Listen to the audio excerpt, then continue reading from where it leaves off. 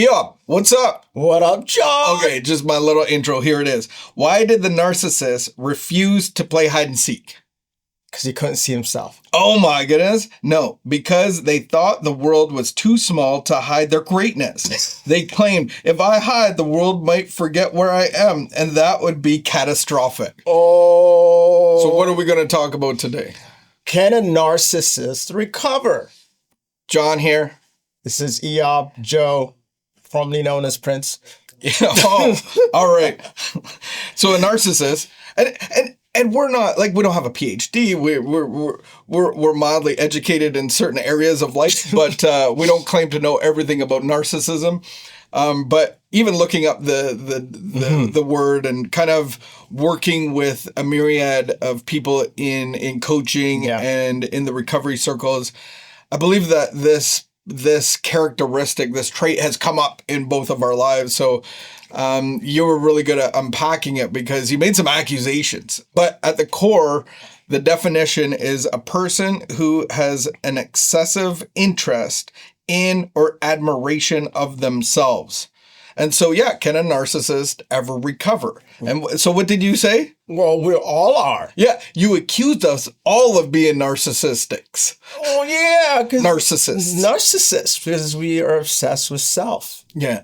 So like at the core of addiction is self. And so the words would ring true to be, I might not be much, but I'm all I think about. And so when you look at the core of narcissistic tendencies or behaviors or actual narcissists, we exude certain traits. And so the addict is very narcissistical. Addiction creates narcissism at its highest degree because as an addict, that we only think about ourselves, how uncomfortable we are, how the world perceives us, how I feel inside, how I want you to see me and change your opinion of me, my reputation, all of that stuff.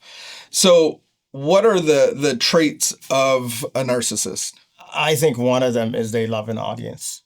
The audience. Yeah, platform. Is that they're seeking a good audience? No. Does it matter good, bad, ugly, as long as it's an audience? It could be a whole audience of internet trolls. I've actually seen that, and it's a horrific audience, but an audience nonetheless. Yes, sir. Very charismatic. Oh, they use the art of persuasion. They're very persuasive, very charismatic. And my favorite one is gaslighting. What is gaslighting, Joe? You come in with an issue, with a problem, you try to address it, and somehow you're the problem. Oh, when you talk about gaslighting, it gaslights people. Haven't you noticed that? I'm like, it's true. I'll say that in a certain situation, maybe in the car. Sometimes I'm like, you're trying. No, I don't do it on purpose. I'm just like, well, that's kind of gaslighting, and it doesn't go well. And I don't think, I just need to have better words to like diffuse, but it's almost like a defense mechanism. Yeah. And so maybe I'm actually gaslighting. Are you gaslighting? So it's like, you can't take a joke. Oh, I was just kidding around. Not taking responsibility. Yeah. You're overreacting. Oh my. Just calm down. Sorry, you feel that way. Those are all like gaslighting, not taking responsibilities.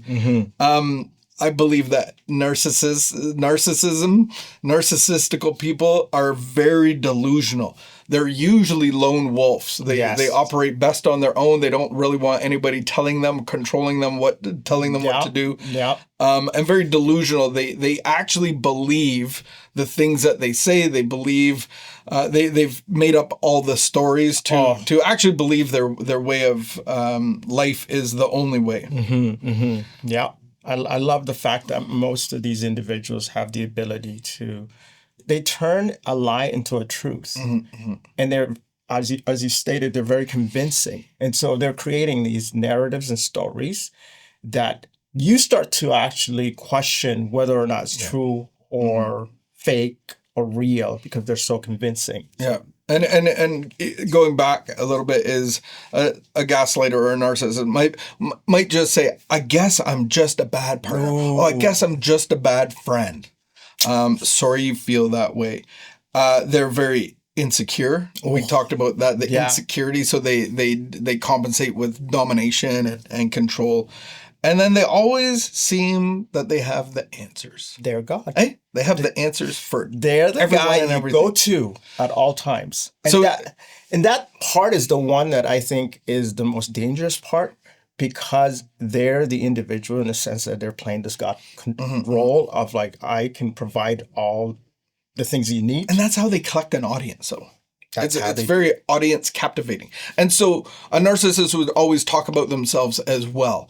I did all of this. I'm doing this. I'm involved in all of this stuff. So very self-proclaimed. This is what I want you to know about all the great stuff that I'm doing or things that I'm involved in. So the root of it, I believe, is selfish and self-centeredness. In Alcoholics Anonymous, in the big book, it talks about we're like the actor. Yeah. We want to arrange the stage so that everybody can, we want to arrange the scenery. We want to arrange the backdrop. We want to arrange the light so that you get to see what we really want you to see. Yeah. And then we give the script to all the other actors. So this is what I want you to say. This is how the play is going to go on. Audience, this is how I want you to react. And they're the director and the producer. And typically when that happens, they're the producer of chaos and confusion. And so that's kind of the idea of what a narcissist is. The saying is, I might not be much, but I'm all I think about. So I'm the actor, the director, the producer. I want the audience to see certain things. I set the stage, and typically it doesn't go well. But I'm creating an audience just for me. So how do we help those? How do you help somebody? And like you said, we're all narcissists at some level. Yeah. But how do you? And it's offensive because when we said all those traits, no one wants to be any of those. No. Traits. Like No. at all. No. I believe there are narcissists with like an actual, the character of that. But then there are people in the addiction community and in trying to get into recovery.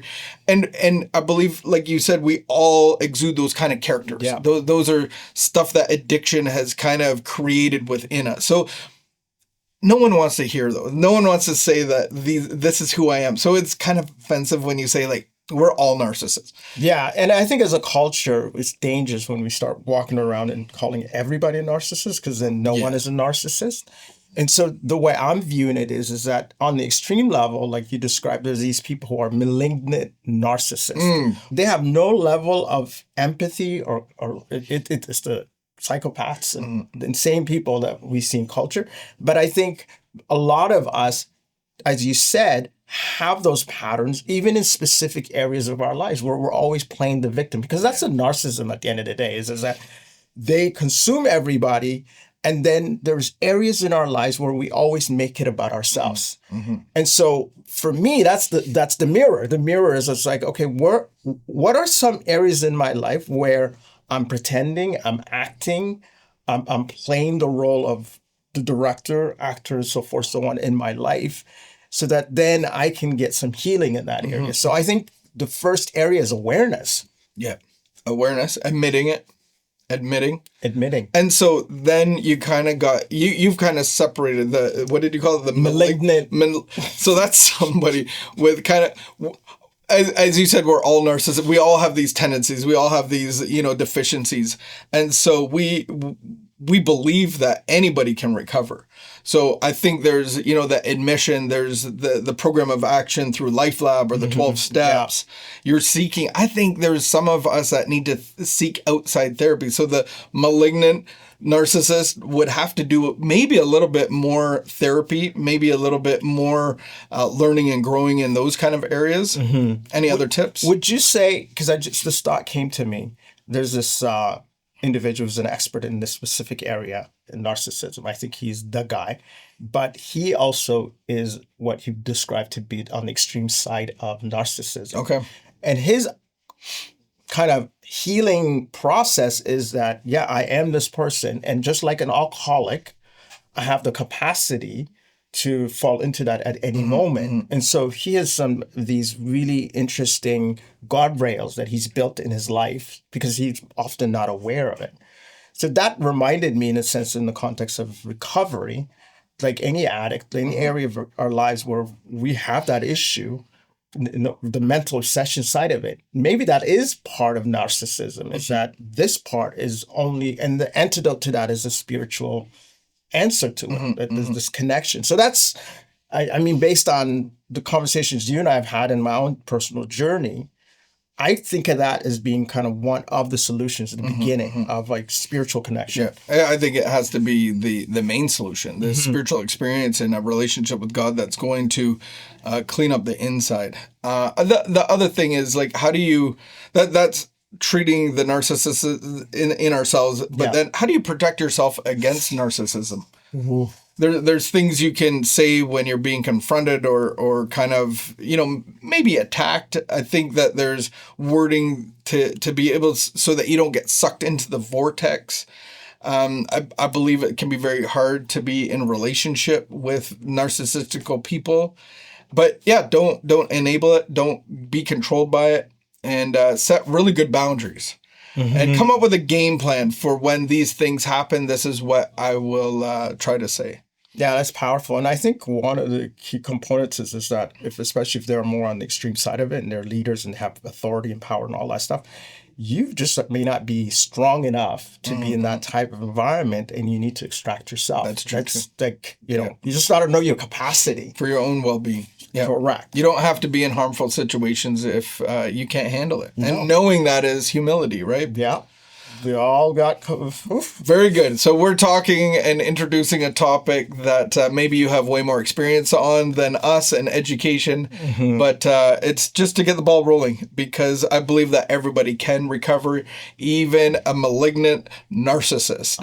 And I think we have one of those on the inside of us. But God, through a relationship with God, can destroy that little character. Amen. Amen. All right. We'll see you next time. Talk to you soon. Okay, bye.